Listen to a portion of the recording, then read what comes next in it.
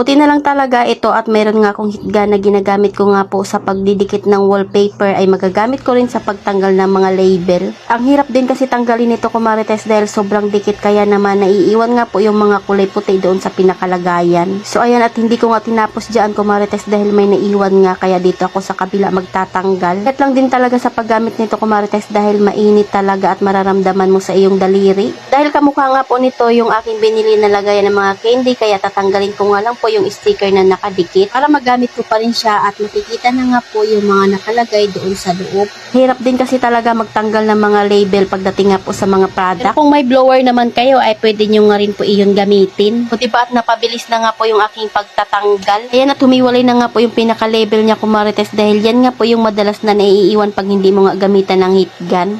Pupunasan ko nga lang po ito para naman nga po maging bago tingnan. O diba kailangan lang din talaga ng diskarte para mapabilis nga po yung ating trabaho. Kamukha nga siya ng mga binili kong lagayan.